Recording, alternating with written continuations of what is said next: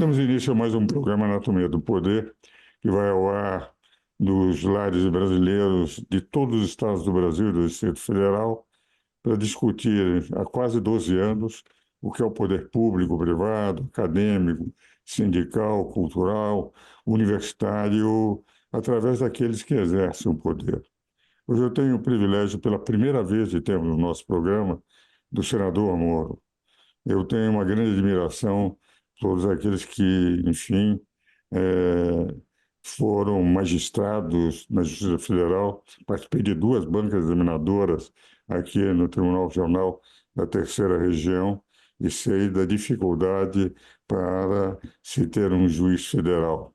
E tivemos um senador, Sérgio Moro, sendo, parece que 23 anos, juiz federal, o que demonstra o que representa efetivamente de conhecimento do direito no Brasil. E como senador, a explosão de votos que teve no Paraná demonstra a receptividade do povo naquilo que representou, segundo a imprensa internacional, não do Brasil, que era um dos grandes motivos, ao lado também da Operação Mãos Limpas na Itália, de combate à corrupção do poder público. Tenho, portanto, uma admiração muito grande com um velho professor de direito, um velho advogado há 65 anos, professor universitário há 59, por toda a atuação do magistrado, do senador Sérgio Moro. E temos aqui o privilégio de ter o nosso programa, e já de início, meu caro senador, eu lhe coloco uma questão: como é que o senhor vê as relações entre o poder público, entre o Executivo, o Senado, neste segundo ano de governo do presidente Lula, já que não só as relações com o Poder Executivo, mas também as relações com o Poder Judiciário, já que o senhor conheceu os três poderes: Poder Judiciário, Poder Executivo como ministro da Justiça e agora, como senador da República, o Poder Legislativo.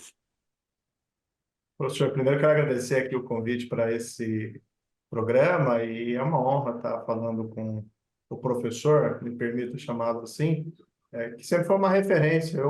As pessoas não sabem, conhecem um pouco mais a minha carreira na área criminal como juiz, mas eu advoguei na área tributária e também fui juiz federal que lidava muito com essas causas tributárias. Então era uma matéria que sempre me atraiu e as obras do professor eram sempre uma referência na área. Então, para mim, é sempre um prazer Obrigado. aqui falar com o professor. Bem, eu estou num momento novo, né, com esse mandato legislativo de senador. Muito me honra aqui ter sido escolhido pela população paranaense. Foi uma eleição disputada, difícil. Tinham 3 candidatos competitivos. E eu estou lá aproveitando também, professor, claro, para prestar um serviço público. Acho que o nosso papel é de servir a população, representar, afinal de contas, mas estou aproveitando também como uma experiência de aprendizado, porque, de fato, eu fui juiz por mais de 2 décadas, acho que vivenciei tudo que poderia vivenciar dentro da carreira de juiz federal. Depois, fui ministro da Justiça, que é uma perspectiva também diferente, e gostei muito daquele período. Infelizmente, ele foi de 1 ano e alguns meses, mas creio que nós implementamos uma série de políticas públicas importantes ali contra o crime organizado. E agora no Senado se tem uma perspectiva bem diferente, a necessidade de assumir certos compromissos para fazer passar a legislação. Eu sou oposição ao governo Lula desde sempre. Desde a minha eleição já me coloquei dessa forma, então eu tenho uma visão bastante crítica do atual governo, fazendo aqui o meu disclaimer, né, embora isso não seja uma novidade. Mas, ao mesmo tempo em que sou oposição, eu também tenho meus projetos e as minhas propostas que eu quero tentar aprovar dentro do parlamento. Esse ano nós conseguimos aprovar 5 projetos relevantes ali no Senado e no próximo ano o desafio é tentar aprová-los ali na Câmara dos Deputados. É um pouco mais difícil por conta da distância. Mas nessa aprovação tem todo aquele trabalho coletivo, ninguém aprova uma lei sozinha. Isso, para mim, está sendo um grande aprendizado, porque como juiz, você tinha a caneta, né? Você dava a decisão, embora sujeita ali a recursos. A principal crítica que faço aqui ao governo Lula nesse momento específico é que os rumos da economia não vão bem. Nós temos visto um déficit fiscal crescente, gastos excessivos do atual governo, e temos visto também, paralelamente, o patrimonialismo crescente, a meu ver, muito ilustrado pela ação que o governo, através de partidos satélites, promoveu contra a lei das estatais, que está suspenso. Foi uma lei aprovada pelo Congresso e uma lei extremamente positiva para enfrentar esse drama que nós temos no patrimonialismo. Esse déficit fiscal crescente, num país como o nosso, que é um país emergente, ele causa uma série de preocupações. Esses dias até vi uma frase que me chamou a atenção, né? É a herança que nós estamos deixando aos jovens, e é uma herança que acaba sendo uma herança negativa, que eles vão ter que arcar com isso. Se com esses gastos nós estivéssemos tendo ganhos de produtividade na nossa economia, até seria algo, vamos dizer assim, aceitável, mas pelo menos temporariamente. Mas o que nós vemos é que esses gastos estão apenas promovendo dispêndios que não são eficientes e aumento do patrimonialismo. Um dado que me chamou muito a atenção na economia esse ano foi a queda do percentual de investimento em relação ao PIB, que foi, já chegou a 19%, e esse ano, pelo que li, pelo menos, vamos ver finalizado o ano como isso se apresenta, que estaria em torno de 16%, que não é suficiente para garantir um crescimento contínuo do país. Então, esse é um problema grave que vai nos trazer um preço É profundo. interessante, senador, que no domingo passado nós conversamos no nosso programa com o empresário Jorge Gerdau e estamos discutindo exatamente na pressão do custo político, do custo Brasil sobre as empresas. E nós saímos de um superávit de 54 bilhões de reais do governo passado, em 2022, com um déficit que aproximadamente teremos, quando concluído os cálculos de dezembro, em torno de 150 bilhões de reais do governo federal, sem que, com o aumento de 23 para 39 ministérios, e ao mesmo tempo com a estatização e com, enfim, não um custo maior sobre as empresas, nós corremos o risco de que só com política monetária que leva os juros a um teto muito elevado, mas é o único instrumento que se tem, porque não há política fiscal, e com um aumento de carga tributária. E nós vamos ter já, independente da aplicação da reforma tributária, um problema sério, que é os governos tendo que aumentar para poderem ser ressarcidos no futuro pelos fundos da União. Então, isso que o senhor coloca, o empresário Jorge Gerdau dizia a mesma coisa da preocupação de gastos que não representam investimentos, mas exclusivamente ajeitar, acomodar aliados políticos dentro do poder, não é? Perfeito, sem aumento de produtividade. Eu tenho me posicionado no Congresso, no Senado, sempre contra o aumento de tributos, de impostos. Até votei, embora esse não era o caso, votei a favor daquele arcabouço fiscal, porque entendi naquele momento que havia uma lacuna e era melhor preencher essa lacuna do que não ter nada. Mas o que me espantou é que logo após a votação no Senado, o próprio governo, em palavras do presidente Lula, já praticamente jogou ao mar a proposta lá de buscar a meta fiscal, o déficit zero nesse ano de 2024. E o problema é que, pelo que a gente depreende do discurso do governo, eles querem preencher isso com aumento de tributos, mas a sociedade, o setor privado, ele não aguenta. Chega uma hora que ele simplesmente diz, mas o que a gente está ganhando com isso? A gente está fazendo um esforço para ter um ganho de produtividade e, no fundo, a gente vê iniciativas do governo que apenas aumentam toda aquela burocracia que nós sempre criticamos. Por exemplo, a volta, embora não foi o governo, foi uma decisão do Supremo, que a gente respeita, mas a gente lamenta, mas, com, a meu ver, o apoio do governo, da restabelecimento da contribuição sindical. Então, é um aumento de burocracia, de encargos que não leva ao aumento de produtividade. Claro. É Enfim, é um custo Brasil, senador, que eu tenho batido muito nisso em palestras e escritos, que a empresa não pode, em contato com as empresas, suportar. Nós estamos entrando efetivamente numa rota de colisão, porque agora os juros de capital próprio que se pretende aumentar, o que representa efetivamente um encarecimento no custo para as empresas. O problema, por exemplo, a média de imposto de renda de as empresas, os países que pegam tributo na empresa e tributo à distribuição de dividendos, varia entre 20% a 24%. Nós temos 34%. Quer dizer, nós cobramos tudo no início. Agora, manter ou mesmo reduzir muito pouco. E para tributar a distribuição de dividendos, nós vamos encarecer ainda mais e sempre tirando dinheiro do contribuinte. Eu tenho a impressão que nós estamos numa rota de colisão, porque os gastos não são para investimento, são gastos sem capacidade de tornar o país competitivo. Senador, eu acho que nós vamos aproveitar e já partimos para os nossos comerciais para termos um pouco mais de tempo no próximo bloco, porque eu quero ouvir a sua opinião sobre dois aspectos importantes. O primeiro deles, as relações do Senado com a Suprema Corte, e, em segundo lugar, a sua opinião sobre a reforma tributária. Vamos aos nossos comerciais agora. Temos continuidade ao programa Anatomia do Poder, hoje entrevistando, para meu grande privilégio, o nosso programa que vai comemorar 12 anos no mês de fevereiro, do senador Sérgio Moro, a quem eu tenho uma grande admiração, que acompanhei sua carreira como juiz, como ministro e agora como senador.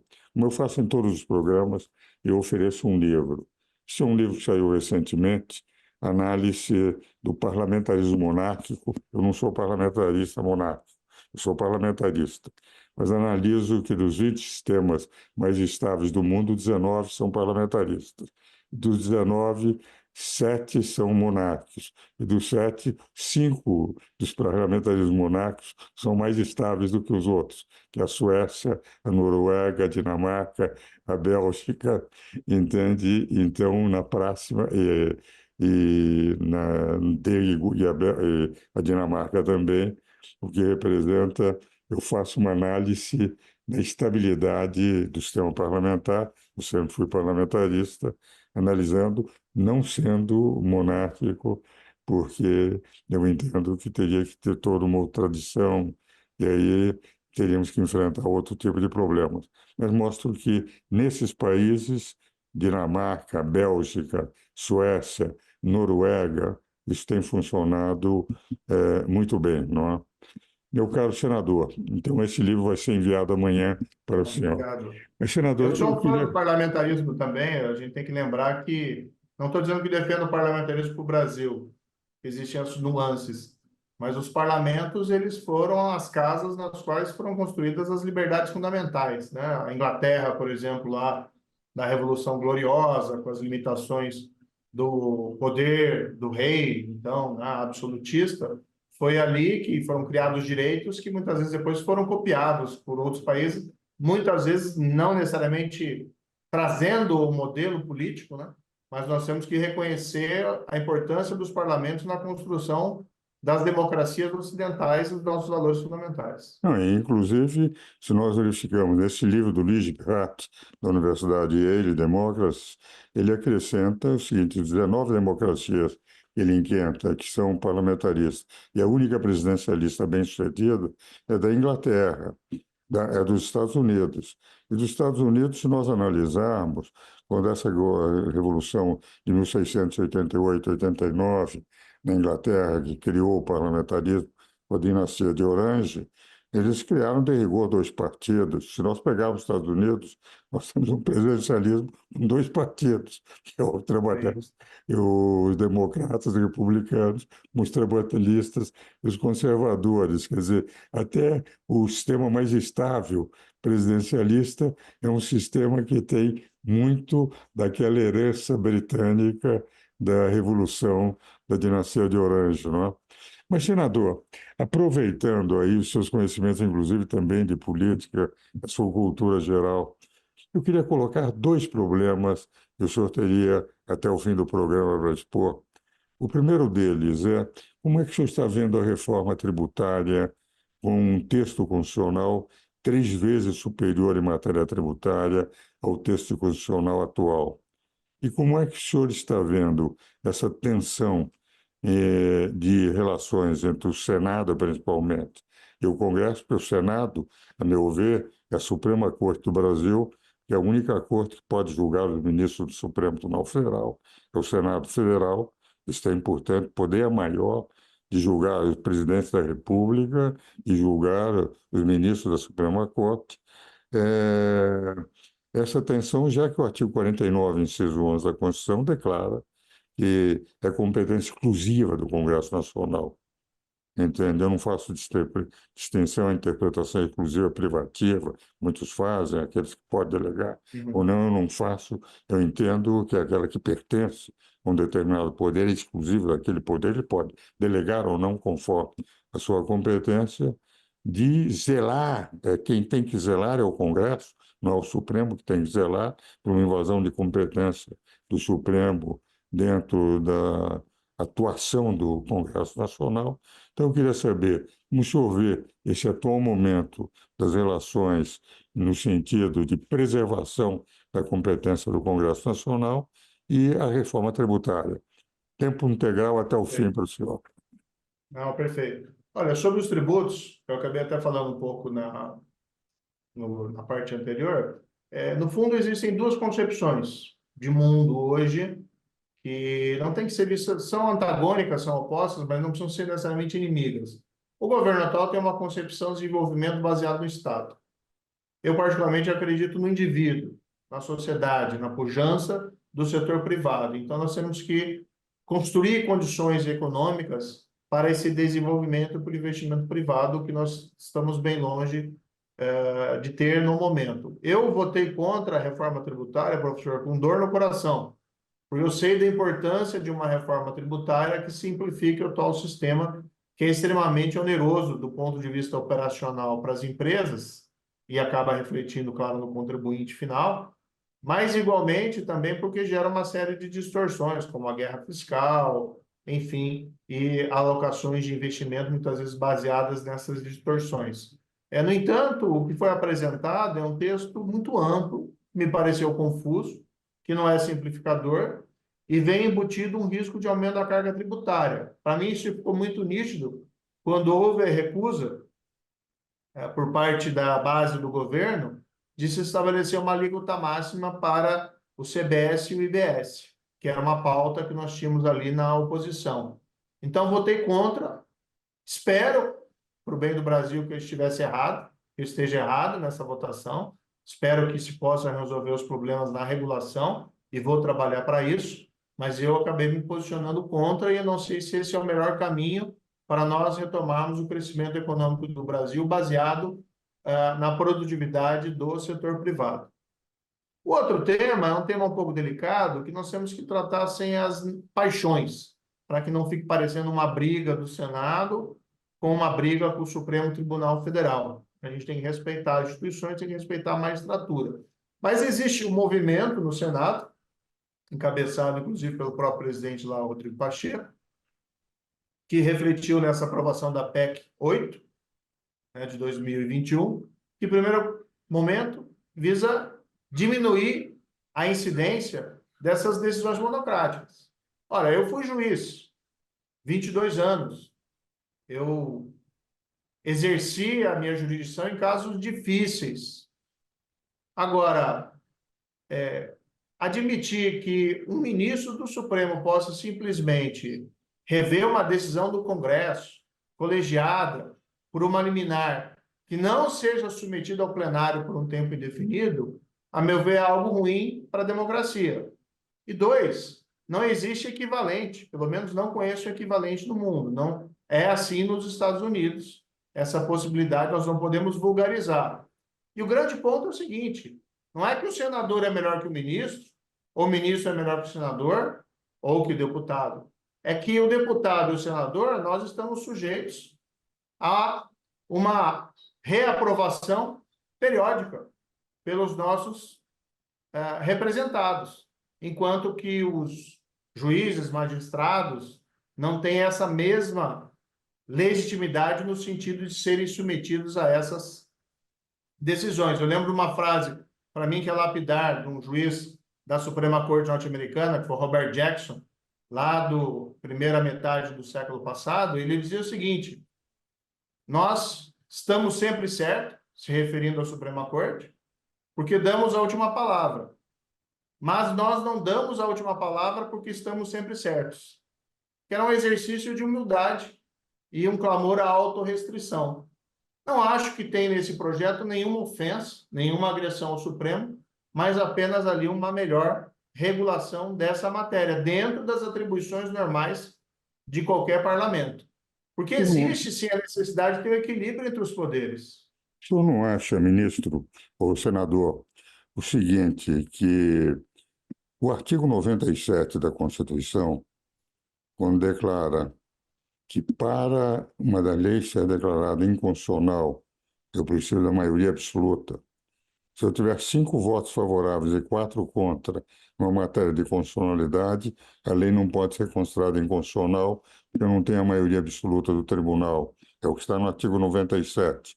Eu declarei, quando saiu esta emenda constitucional, que, na verdade, o pelo menos saiu do Senado, foi para a Câmara dos Deputados, que era um pleonasmo constitucional.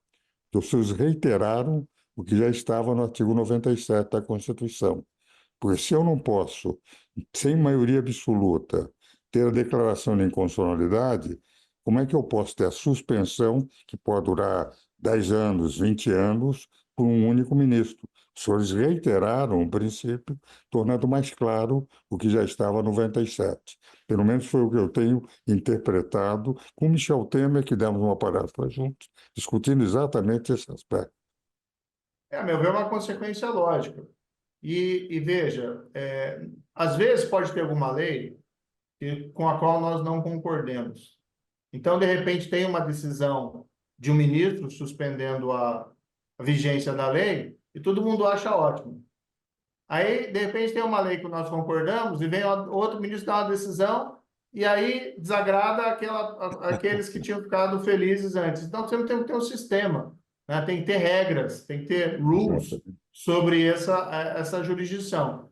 O Supremo tinha dado um passo numa alteração regimental, mas nós vimos que isso não estava sendo suficiente. Eu votei a favor, é um movimento majoritário dentro do Senado, e não creio que exista aí qualquer espécie de intenção de retaliação, uma coisa parecida. Nós temos que sair dessa infantilidade da polarização política que acaba impedindo que nós temos divergências e diálogos que as pessoas podem não concordar com as outras, mas nem por isso se tornam inimigos fidagais. A democracia é isso também. É você tem que tolerar as opiniões alheias sem querer eliminar aquele que diverge de você. Meu caro senador, estamos chegando, infelizmente, ao fim do programa. Quero dizer o seguinte: foi um privilégio tê-lo no nosso programa. Essa definição de democracia é aquela que, aliás, John Rawls dizia num livro, Democracia e Liberdade, não na teoria do direito, em que as teorias não abrangentes são próprias das democracias. As teorias abrangentes, aquelas que não admitem contestação, são próprias da ditadura. Nós temos que conviver com ideias divergentes, mas com um diálogo elevado, que é o que o senhor está fazendo no Senado Federal. Quero agradecer muito a sua presença no nosso programa. Se quiser dizer alguma palavra final para os nossos telespectadores, eu agradeceria.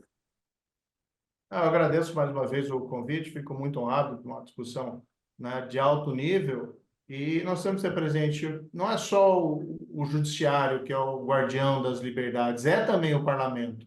E, aliás, né, como nós dissemos anteriormente, foram nos parlamentos que nasceram as resistências aos regimes absolutistas, que foram construindo paulatinamente as revoluções liberais. E o principal exemplo é a Revolução Gloriosa lá, às vezes não tão dramática, né, como a Revolução Francesa, e graças a Deus com menos sangue, mas foi ali bastião das liberdades. Então, o parlamento não pode ser deslegitimado por estar regrando o comportamento dos outros poderes. E veja, eu sempre disse, qual o poder que está sendo retirado do Supremo por essa PEC? Nenhum, que é o plenário do Supremo que vai decidir a questão.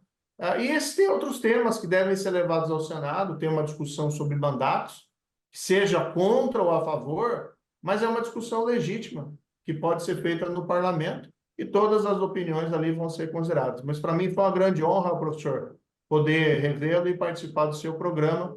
Quero aqui mandar um abraço para todos os responsáveis e também para os nossos telespectadores. Eu agradeço muitíssimo, senador. E, senhores telespectadores, meus telespectadores, aguardo-os novamente no próximo domingo.